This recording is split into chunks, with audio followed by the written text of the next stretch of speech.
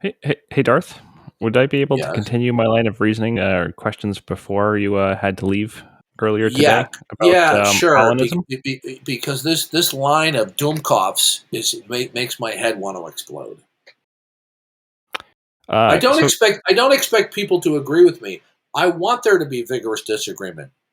But I don't. What I don't want are people who have had frontal lobotomies coming in here pretending that they're reasoning with me. okay. So I will try my best. However, I can make no promises. So, where we last left off, we were discussing God's omnipotence and omniscience in relation to free will. And then a kind of Molinist take on the perspective on those ideas about how God knows the truths of counterfactuals, and somehow we're approaching a resolution therein. But I wanted to push a little bit further on that point. Is that all right with you? Yeah. Go ahead. Okay, so it seems intuitive to me, and I've done a bit more reading since we've spoken, that God created an initial world state. And if he's aware of the counterfactuals that may arise from that initial world state, he can understand the immediate next world state. Um, so, following through that line, he'd be able to repeatedly do this through simple deduction. P, he has a P, and it therefore implies Q, and is able to move from Q to S to T, etc. Um, if Yeah. that seems to be the case, You better consolidate this gobbledygook. well, if that seems to be the case, if he's aware of all the truth value of all counterfactuals, then how is it we have free will? It seems to collapse to determinism, in my view. No, we have the capacity to make free choices uh, because God has made us to be like Him. Well, if God is aware of what I would do in a certain circumstance and knows my heart and mind, as we've demonstrated earlier through Him knowing whether I'm being genuine in my prayers or requests to Him, would it not then follow He would know my action and the consequence of that action? God innately knowing what you will choose, and so what? Well, if that is true at all points in time, how would we describe that as a free decision? Oh My well, life's didn't path we? is fully set. Didn't I already go over this with you today? Well, I'm pushing on a different angle. Go ahead. You're adopting a slightly modified view from the perceptual model of foreknowledge, and you're adopting fatalism. God innately knowing what we will freely choose in any given situation, he incorporates that into his entire seamless plan. All right, and that he knows that I will freely to choose X, and he decides to incorporate that in plan is not fatalism. I Well, will do it. Listen carefully. go ahead. I'm going to quote William Lane Craig, who has two earned PhDs. Hmm. He makes the statement, I will do X, but I will not necessarily do X. And there's a difference. Okay. Right. God knows what I will do, but I will not necessarily do it. I will do it. And whatever I freely choose to do, God just simply knows it and incorporates it into his sovereign plan. Okay. So I'm going to send you a book right now by William Lane Hmm. Craig, which is similar to my view. Okay. He advocates something called Molinism, which Yep. Calvinists would disagree with. But he goes over extensively the issue of the perceptual model of foreknowledge and the objection that people have who are advocating a type of fatalism, which you seem to be in line with. Understood. I was in our time apart. I was reading up on the criticisms of Molinism, and it seemed to follow my earlier reasoning. Um, All right, I'm getting the book for you right now. Just give me a second. okay. Thank you very much. Wrong folder.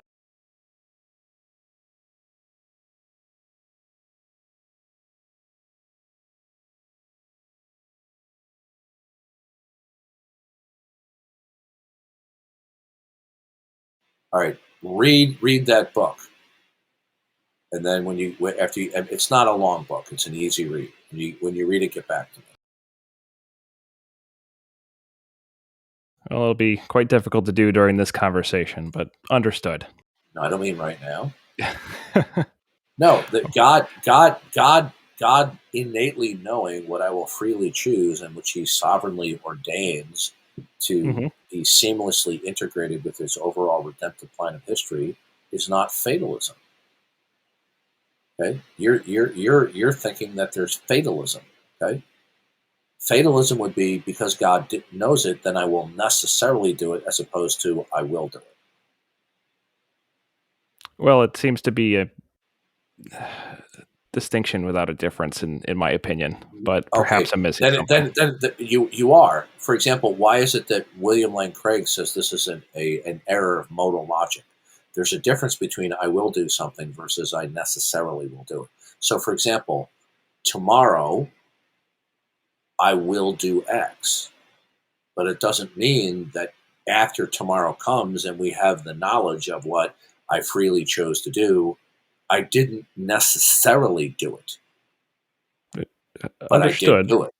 Okay, but so if this is a okay. What I want you to do is I want you to look up. There are short YouTube videos where William Lane Craig explains this difference. Okay, then after you watch the short video, go read the book.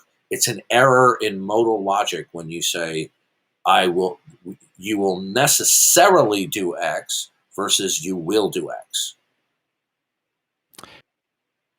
well, if God knows all counterfactuals, He would also know that the effect that a given environment and state of the world would have on my thoughts and feelings, right? No, those. This is irrelevant.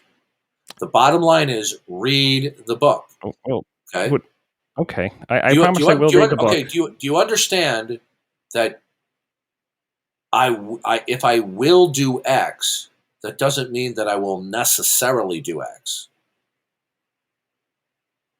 Um, I understand that statement, but Okay, in listen to me. from Listen to from me. the perspective of Suppose omnipotence. I listen to Go me. ahead. Suppose I write down on a piece of paper a proposition, okay, hmm and I write your name, and I say tomorrow you will either eat something for lunch or you will not eat something for lunch.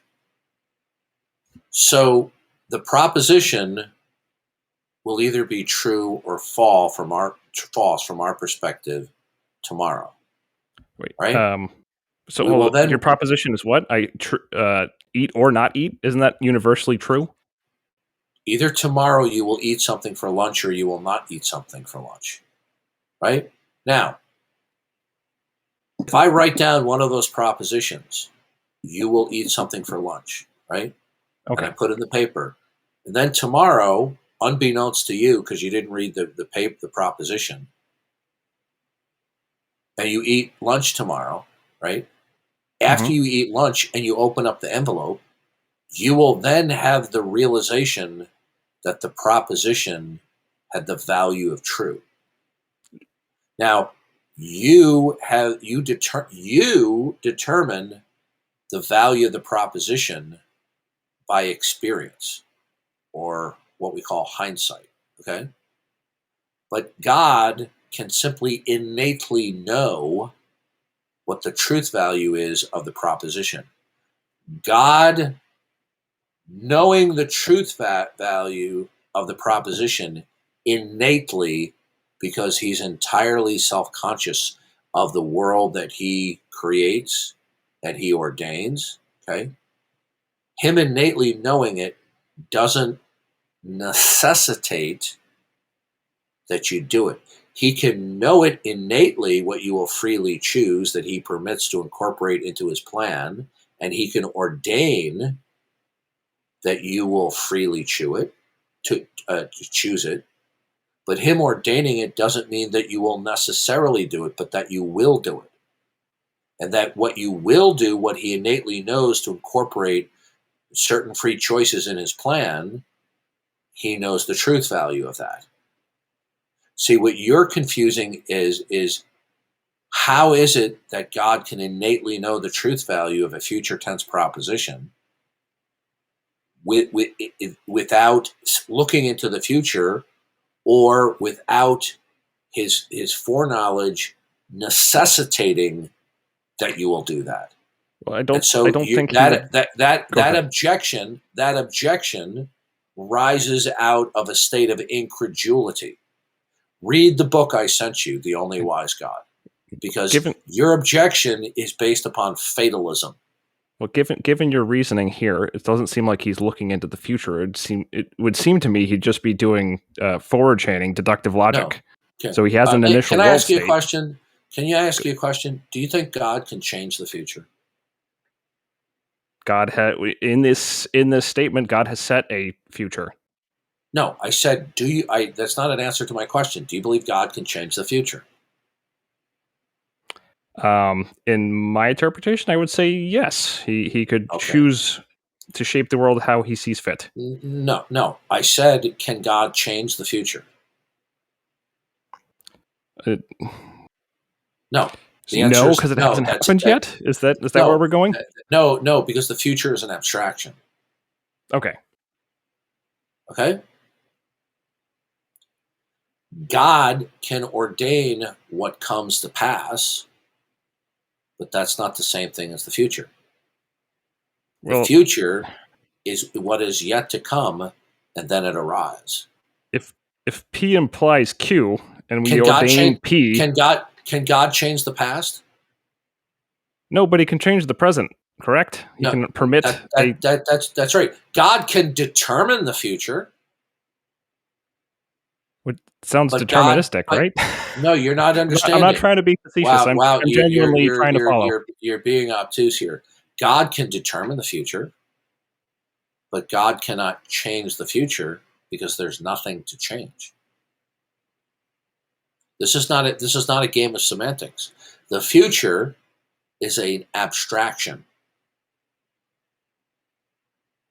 Okay? Now, All right. being that it's an abstraction, it doesn't mean that it's a figment of your imagination. It just means that it's not real yet.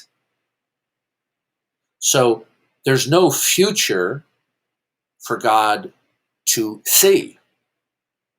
Okay? So God has to know the future by some other means. So it's just as incoherent to say God can change the future as it would be to say God can change the past. Because the past and the future are abstractions I from the present. I find that difficult to settle with your earlier statements on Okay. a All right. complete different Okay. conversation in relation to Read the well, book and come back to me. in relation to relativity. Thank you for your time. Okay. Wow.